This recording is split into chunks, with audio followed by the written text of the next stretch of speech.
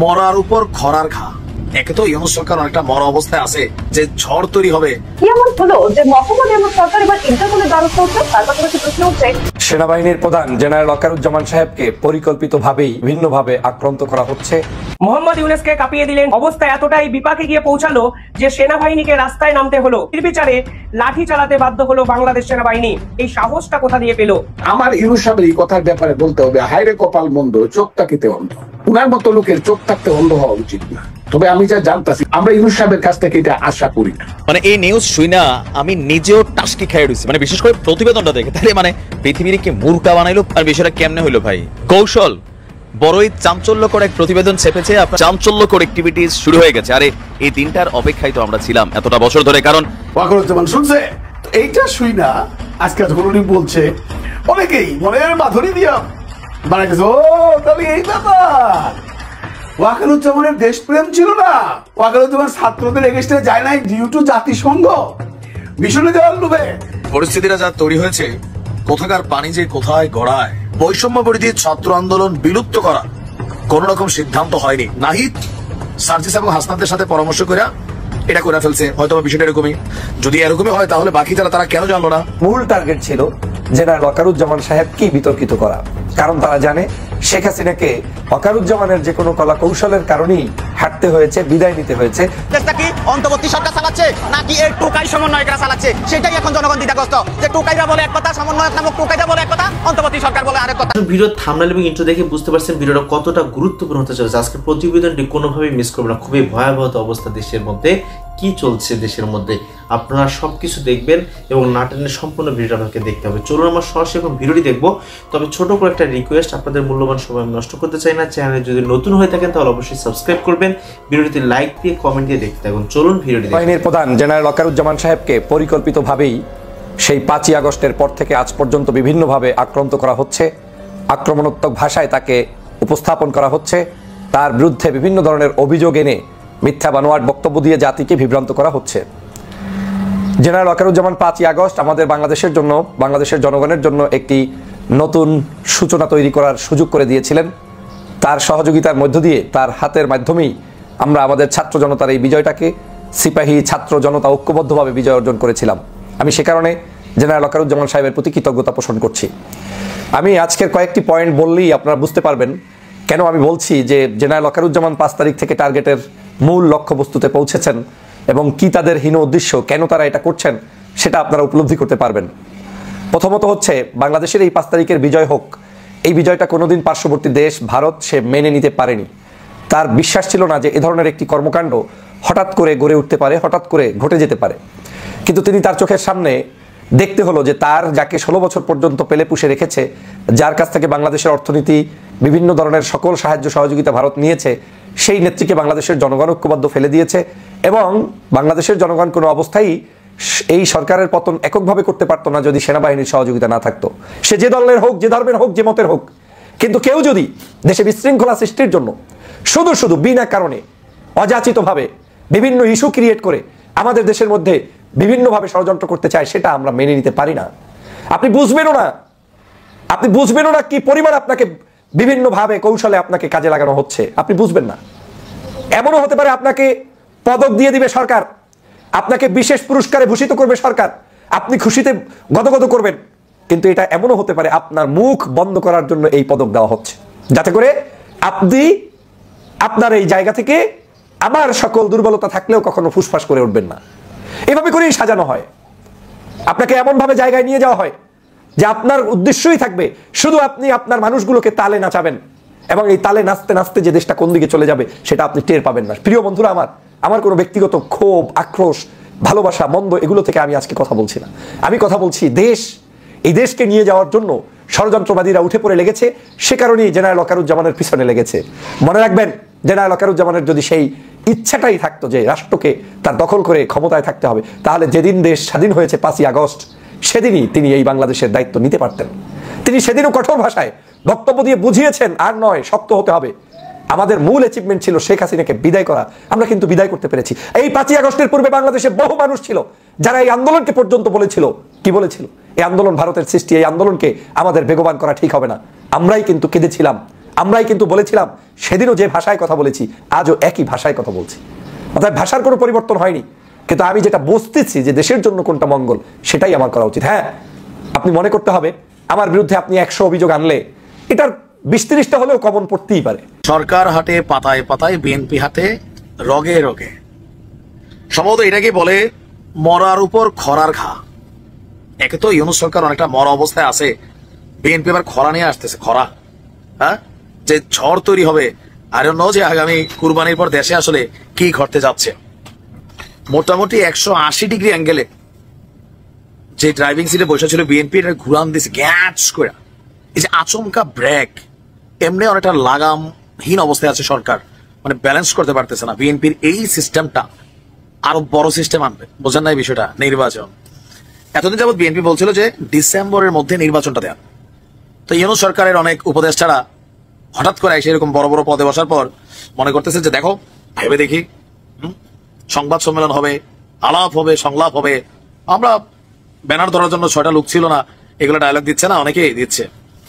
BNP কি জিনিস আস্তে আস্তে টের পাবে। 17 বছর ক্ষমতায় ছিল না তো অনেকে বিএনপির ব্যাপকতার মনে করা শুরু করছিল, বিশেষ করে জাতীয় নাগরিক পার্টি। এরা বলে ব্যানার ধরার জন্য 6 জন লোক ছিল না, একটা বালুর ট্রাক সরাইতে পারছে না, আমরা সরাই দিচ্ছি খালেদা জিয়ার বাড়ির থেকে। এই ট্রাক টোরাক তোমরা এখন দেখো, এগুলো এনজয় করতেছ। বিএনপি কি জিনিস আসলেই এই জেনারেশন বা সাজদির যে জেনারেশনও দেখে নাই।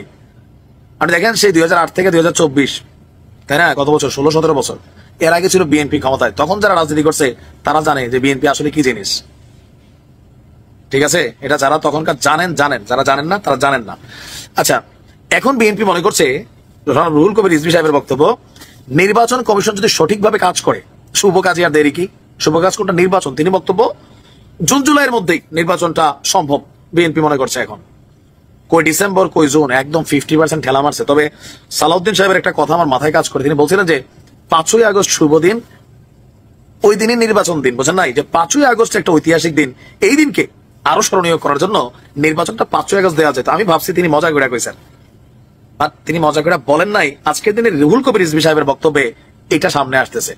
যে ঘোষণা আজকে দিল, দলও তো গঠন করতে প্রায় 7 দিন আগে, তখনই বলে দিত যে আর কোনো সমন্বয়কের কোনো অ্যাক্টিভিটিস নাই, একদিনেই অ্যাকশন চেঞ্জ। এবং আমি শিওর এরপর থেকে যেখানে সমন্বয়কের নাম বললে কোনো কিছু করতে যাইব, পুলিশ আসতে হইব না, পাবলিক ধরে পিটাইব। এইটাই দরকার ছিল। এই সমন্বয়ক বা বৈষম্য বিরোধী আন্দোলনে যারা জড়িত ছিলেন তাদেরকে আমরা মাথায় রাখি। তাদের জন্য আজকে এই অবস্থা। বাংলাদেশের একটা নতুন দিক নির্দেশনা পেয়ে দেশ চলতেছে। তারা যদি রক্ষক হয়ে ভক্ষক হয়ে যায় তাহলে তো দেশ চলবে না। আপনারা কি অশান্তিতে ছিলেন বা আমরা কি অশান্তিতে আছি এখনো পাবলিকলি কথা বললে বোঝা যায়। একটা মানুষের সন্তুষ্ট না, একে তো জিনিসপত্রের দাম বেশি, তারপরে আইসা এই সমস্ত অত্যাচার অনাচার, মানুষের বাড়িতে ঢুকে যাওয়া, সমন্বয়ক পরিচয় দিয়া, থানা নাই, পুলিশ নাই, আর্মি নাই, নিজেরা যা চেক করতেছে, কাহাতক সহ্য হয় ভাই। এখন যদি মানুষ একটু স্বস্তির নিঃশ্বাস ফেলে, আমি নাহিদ বা এই এনসিপির যারা আছেন তাদেরকে বলবো, আপনারা আপনাদের যারা আছে তাদেরকে এখনো সময় আছে, আটকায়া দেন। বলেন যে এইগুলা বাদ দাও, সমন্বয়ক হইছো, বৈষম্য বিরোধী আন্দোলন করছো, দেশের জন্য কাজ করো। এদেরকে যদি এইভাবে ধরা হয় তাহলে এরপরে নিশ্চয়ই বিএনপিরও যারা আছে বা অন্যান্য দলের যারা আছে তারাও নিশ্চয়ই সাবধান হবেন। এবং বিএনপির থেকেও এরকম একটা ভাষণ আসা উচিত। আমি তারেক রহমানকে অনুরোধ করব, আপনি একটা ভাষণ দেন যে আমার দলের কেউ যদি কোথাও কোনো আমাদের নাম ভাঙিয়ে কোনো কিছু করে সাথে সাথে অ্যারেস্ট করেন। যদি অ্যারেস্ট করা হচ্ছে, সমন্বয়কদের অ্যারেস্ট করতো না, কিন্তু বিএনপির অনেকে অ্যারেস্ট করছে। আমরা সেই গুলশানাও দেখছি কি চালক সমিতির কার্যালয় নিয়ে গেছে জাতীয়বাদী দলের, তাদেরকে অ্যারেস্ট করতো, কিন্তু সমন্বয়কদের তো করতো না। এখন তো করবে। বিএনপিকেও এখন তার ওয়ার্কারদের বলতে হবে যে দেখো, আমরা কিন্তু তোমরা যদি কোথাও কোনো অপকর্ম করে বিএনপির নাম বলো, আমরা কোনো রকম সাহায্যের হাত বাড়াবো না। তোমাদেরকে সরকার বা আইন যে শাস্তি দিবে, তারপরেও তোমাদেরকে দল থেকে এখনই বহিষ্কার করে দিলাম। যদিও তারা বহিষ্কার করতেছে, এখনো লাগে 2-3 করে ফেলছে। এ জীবন জয়লা পুরা শেষ তো হইল না। তা আমার ইউনূস সাহেবের এই কথার ব্যাপারে বলতে হবে, হায়রে কপাল মন্দ, চোখ তাকিতে অন্ধ। উনার মতো লোকের চোখ থাকতে অন্ধ হওয়া উচিত না। তবে আমি যা জানতাছি চিটাগাঙ্গের যে খবর আমি পাই, উনার জন্ম চিটাগাঙ্গে, উনার পরিবার চিটাগাঙ্গে। আমরা চাই না যে যেমন এরশাদের বিরুদ্ধে স্লোগান দিছিলাম, এই এরশাদ তুই গদি ছাড়, গদি নয় তোর বাপদাদা, এই স্লোগানটা ইউনূস সাহেবের বিরুদ্ধে হোক, এটা আমরা চাই না। তাতে আমাদের লজ্জা হয়, কারণ এই আমাদের লোবের লরিয়েট, লজ্জা হয়। কিন্তু আমার যেন মনে হচ্ছে উনি নিজে নিজেই যেন বাস তুমি দূরে কেন লাগো না কেন আমার গায়ে, উনি যেন নিজেই এই বাসকে ডাকতেছে যে আমাকে আপনারা বাস দিচ্ছেন না কেন, এই জায়গাতে যাচ্ছে উনি। দেশ আজকে এমন একটা জায়গায়, আইন শৃঙ্খলা পরিস্থিতি এমন একটা অন্য কাউকে জিজ্ঞাসা করার তো দরকার নাই। আমার মতো ফজলুর রহমান সন্ধ্যার পরে ঘর থেকে বেরোই না, আমি সকালে পার্কে হাঁটতে যাই না। একজনকে জিজ্ঞাসা করছে আপনি জান না একজন পুলিশ অফিসার আইছে আমার এখানে, একজন কি সিকিউরিটির কর্মী আসছে আমার এখানে, আপনি যে কথা বলতেছেন কেন? আমি তো সন্ধ্যা করে ঘর থেকে বেরোই না। অথচ হাসিনা যে ডিক্টেটর ছিল বা ফ্যাসিস্ট ছিল, তার আমলে রাত্র 2:30 পর্যন্ত ঘুরে বেড়াইছি, আড্ডা মারছি, আসছি নিবেতে, একবারও মনে হয় নাই যে আমার জীবন বিপন্ন হইতে পারে। কিন্তু তার আমলে তো ওই যে আমি বলছি হাসিনার আমলে অন্ধকার ছিল, কিন্তু টর্চ লাইট মারলে পরে অন্ধকারটা বিদূরিত হইতো। উনার আমলে তো কুয়াশা এবং দুয়াশা চলছে, ডাবল গাড়ির লাইট জ্বালায় কুয়াশাকে বিদূরিত করা যায় না। উনি তো সেই দেশটাকে কুয়াশাচ্ছন্ন করে ফেলছে। এইটা বুঝে যায় তো শেখ হাসিনা এই দেশে ইলেকশন দিতে চায় না, জোর করে ক্ষমতা থেকে লুটপাট করতে চায়। কিন্তু উনার ব্যাপারটা তো কিছুই বোঝা যায় না, উনি খালি লুটপাট করতে চায় না, উনি রোগীটাকেই শেষ করে দিতে চায়, দেশটাকেই উনি শেষে বাংলাদেশ রাখতে চায় না, বাংলাদেশের নামটাই রাখতে চায় না। উনার আমলে বাংলাদেশের নাম থাকবে কিনা সেটা নিয়ে ওই 40 বছর যাবত যে দেশের বাইরে আছে তারাই কমিশন করে, এগুলো আমাদের জন্য লজ্জার ব্যাপার।